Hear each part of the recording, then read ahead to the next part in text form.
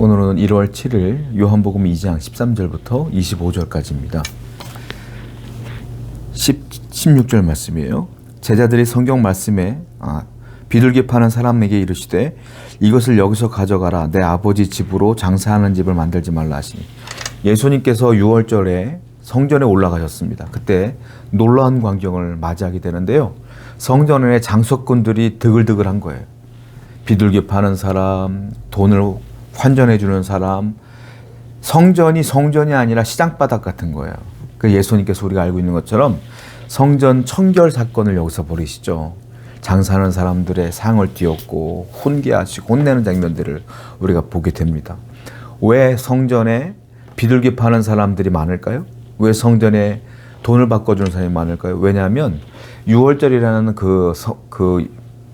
그 절기를 맞이하면 디아스포라 유대인들이, 즉 해외 국외에 있는 사람들이 예배드리기 위해서 예루살렘 성전에 오는 거예요. 6월절 때 오게 되면 성전세를 내야 되는데 각자 자기 나라의 돈이 있잖아요.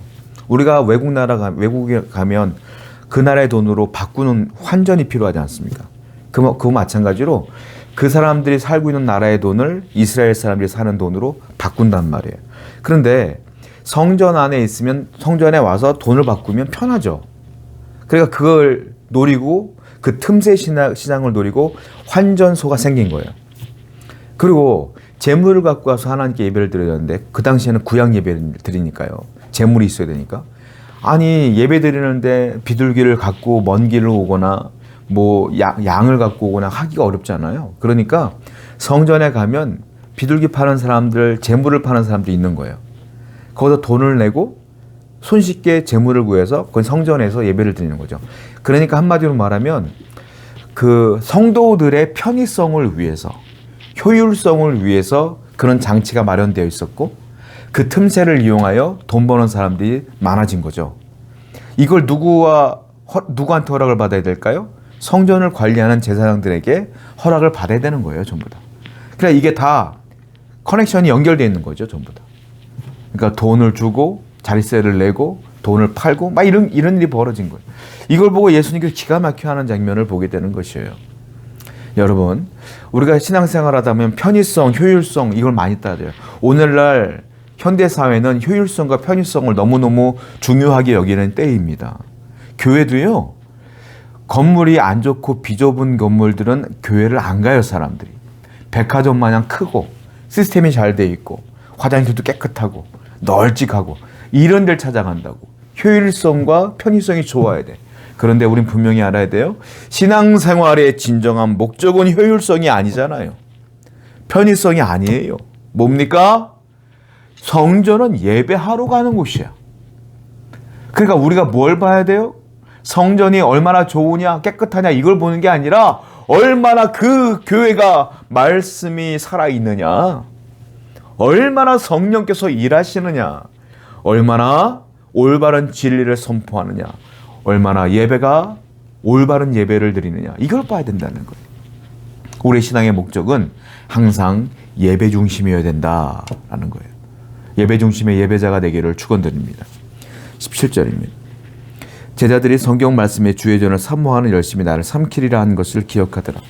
제자들이 예수님께서 그렇게 성전 성결 사건을 하는 거 보면서 예수님이 하신 말씀이 기억나는 거죠. 주의 열심히, 주를 사모하는 열심히 나를 삼키리라. 이건 그 열심 때문에 대적자들이 많아져서 결국 내가 죽는다라는 것들을 예언하신 것이죠. 예수님께서. 그걸 깨닫게 된 거예요. 저렇게 하시면 대제사장들이 싫어할 텐데, 서기관들이 싫어할 텐데, 바리새인들이 싫어할 텐데, 이거 보면서 제자들이 깨달은 거예요. 진짜 저러다가 돌아가시는 거 아니야? 깨닫게 되는 거죠.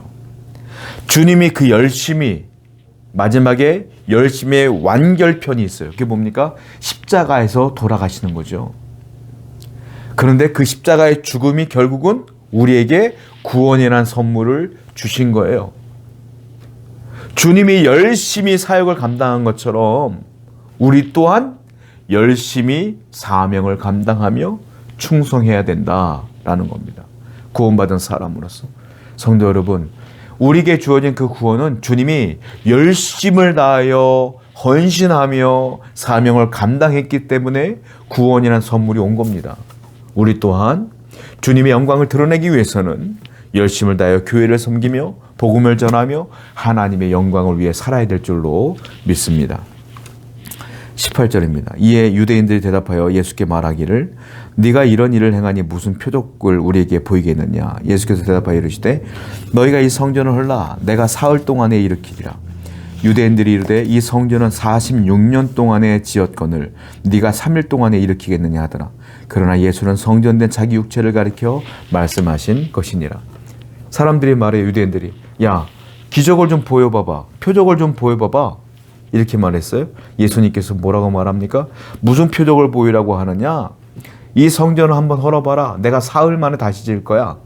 이 말은 뭐예요? 주님께서 돌아가시고 3일 만에 부활하실 것을 얘기하는 거예요.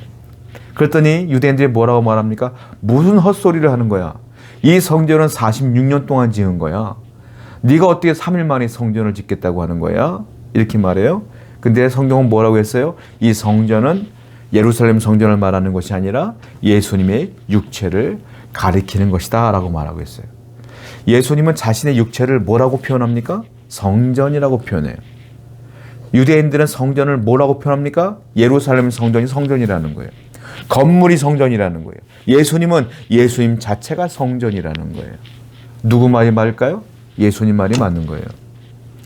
여러분, 우리가 드리는 이 성전, 교회는 그냥 예배당이에요. 예배드리는 예배당. 진짜 성전은 우리 예수님이시다. 그러니까 예수님이 거하시는 곳이라면 길바닥에서도 예배할 수 있고요. 천막을 치고도 예배할 수 있고요. 비행기 안에서도 버스 안에서도 예배할 수 있는 거예요. 우리의 성전 대신 예수님을 모시고 있는 우리가 바로 성전이라. 예수님은 성전의 개념을 유대인들에게 올바로 가르쳐줬지만 유대인들은 그 올바른 가르침을 받지 못했다라는 거예요. 여러분, 우리가 성경 말씀을 올바로 받아들여야 돼요. 왜곡하고 잘못 받아들이면 여러분들의 신앙이 유대인들처럼 바뀔 수가 있어요. 늘 하나님 말씀대로 바른 진리 안에 거해야 될 줄로 믿습니다. 그리고 성전 대신 예수님을 내 안에 모시고 언제나 그분과 동행하며 살아가는 진정한 예배자가 되기를 축복합니다.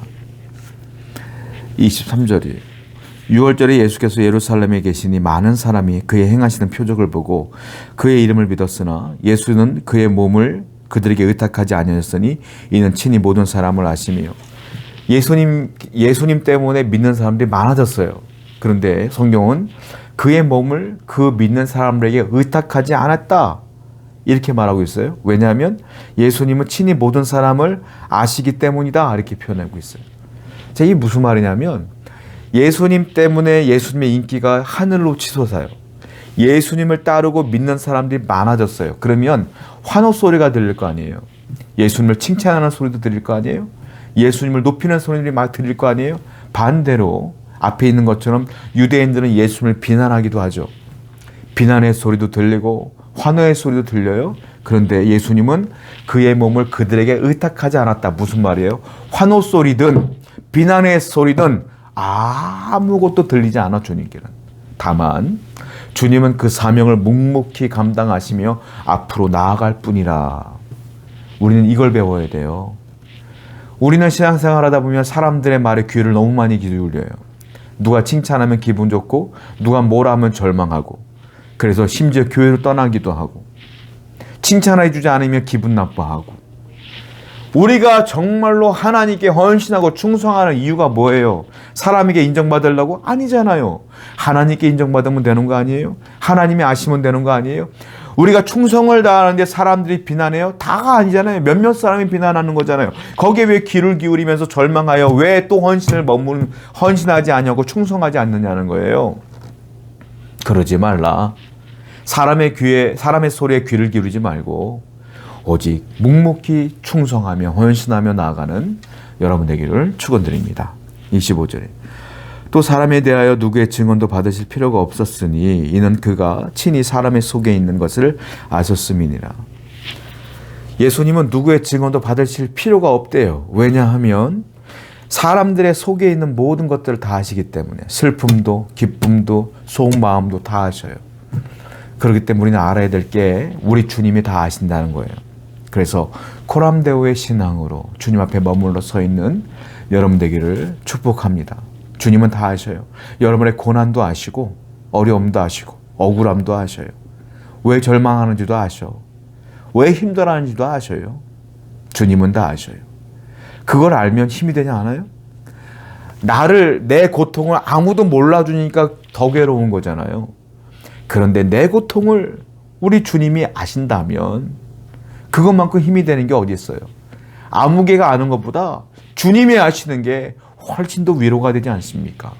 오늘도 주님이 여러분들의 현실을 안다는 사실을 기억하여 기도로 승리하시기를 축복합니다. 기도합시다. 하나님 아버지 감사합니다. 오늘도 주님께서 모든 걸 아신다는 생각을 갖고 언제나 진정한 예배자의 삶을 살게 해 주옵소서.